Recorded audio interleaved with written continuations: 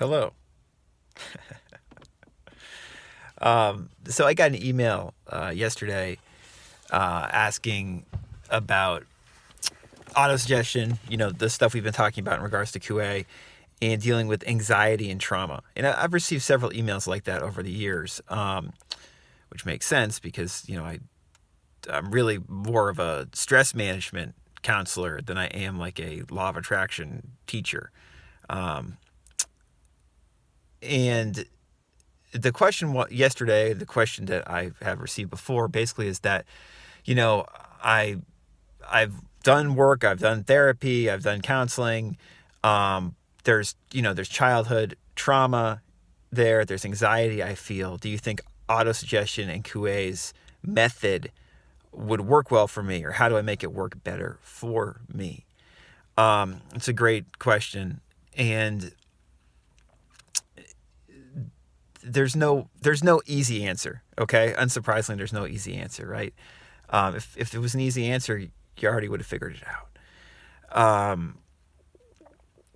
I think when it comes to anxiety and stress, which again is something that I'm very much interested in, is just how we better deal with anxiety and stress. That really is what I'm most interested in sharing with people, is just how we can better deal with anxiety and stress and feel better and more present in our life.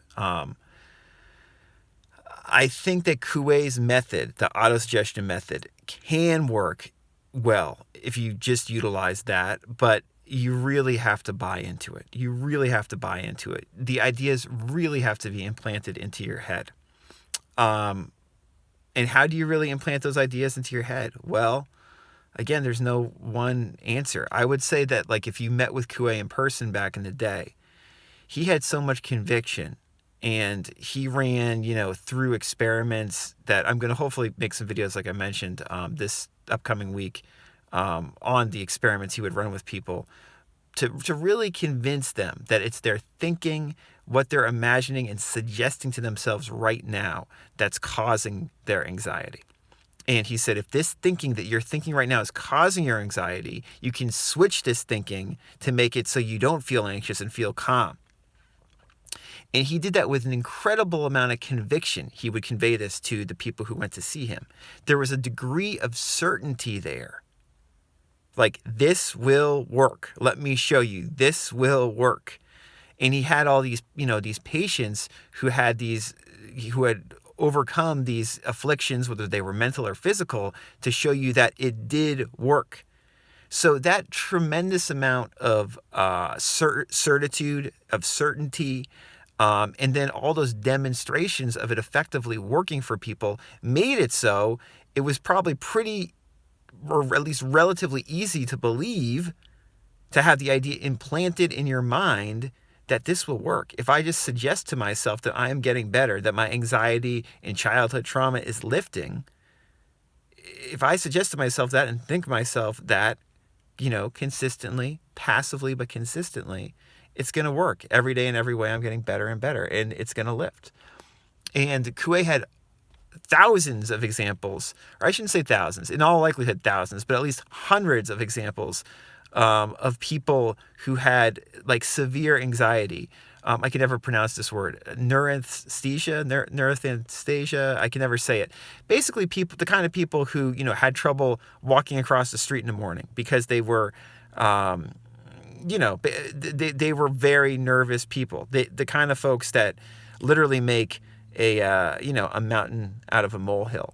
And Kuei had success with hundreds, if not thousands, of people like this, curing them of this mental affliction by convincing them that they were the cause of their own, lack of confidence, their lack of self-sufficiency, and that they could convince themselves instead that they were masters of themselves, that they were capable of doing that.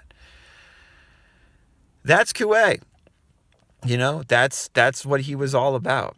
Personally, unless you think you can convince yourself of this, or go to a hypnotist, or talk to me, or somebody who can convince you that implanting suggestions in this way is enough. And it is enough if you believe it, if you implant the idea. But if you feel like you can't implant it, if you've done this work on yourself, you've started this work, and you still feel like it's not enough, that's because it's probably not enough for you, and that's completely understandable. I know it's not enough for me.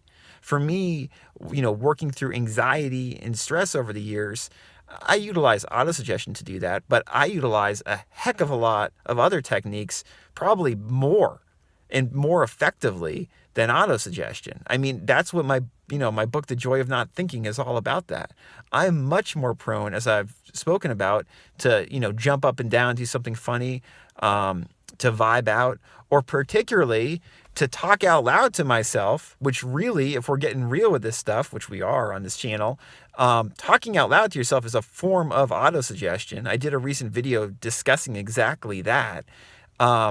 I'm much more prone to talk out loud to myself, have an animated conversation, than I am to just passively suggest something to myself to curb my anxiety or to curb feelings of trauma. When you have physical sensations specifically that just seem so so much a feeling, not even like thoughts, but just feelings that seem, out of control, the letting go process that David Hawkins talks about, that Claire Weeks describes so well, floating through those feelings. I personally have found that much more effective than just passive autosuggestion. So I would recommend utilizing whatever you want and whatever you can to deal with feelings of anxiety and trauma. Something I've mentioned a few times, that I also really like is IFS, Internal Family Systems, which is Dick Schwartz's, therapeutic modality. It's just great, really good for dealing with childhood trauma. But can you just use autosuggestion? Yes, you can. But I would utilize, as always, just utilize everything that you think could work. Just find one thing that works well and you can utilize that. Or if you're like me, you utilize a few different things, and it just depends on the circumstance to alleviate stress and anxiety or feelings of discomfort, or childhood trauma. I wanted to quote from Simple Self-Healing today in relation to all this. Just having Kuwei talk a little bit about how you can use autosuggestion to deal with significant childhood trauma and stress and anxiety, as well as stuff like paralysis and lack of confidence, stuttering, stammering. This chapter, the quote at the beginning, it says, "The fear of failure is almost certain to cause failure, just as the very idea of success brings success and enables one to overcome any obstacle in the way." That's the quote at the beginning. And then in this chapter, Kuwei writes, "Stammering, again, is a painful affliction which readily yields to autosuggestion. I have known cases of cures being effected in one sitting, though this, naturally, is rare. What is the cause of stammering? Merely the fear or the idea that one is going to stammer. If you can substitute for that idea the conviction or the suggestion that you're not going to stutter, that if you can say 10 words without stuttering, there's no reason why you should stumble over the 11th, then you're cured. Nervousness, timidity, lack of confidence, and even worse nervous phenomena can be eradicated by the practice of autosuggestion. For they're simply the consequences of self-suggestion of a raw, unnatural character. Those who suffer from such infirmities must set up a different train of suggestions by saying things like, 'I'm not nervous, I'm well and full of confidence, all is going well.' Likewise, in a fit of anger, try the effect of suddenly murmuring, 'I'm calm, I'm calm, I'm calm, I'm calm,' and you'll be surprised. There are quite a number of cases of paralysis which are due only to the patient's beliefs in his or her inability to use the affected limb or member. They can all be cured easily, certainly. Implant the notion, I can walk, I can move my arm or leg or finger, and the cure is accomplished. Why is this?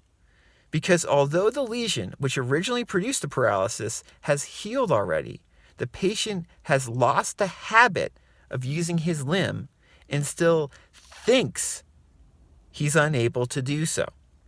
It's obvious that as strong as that subconscious notion may be, that of a contrary notion must be at least equally strong to be effective.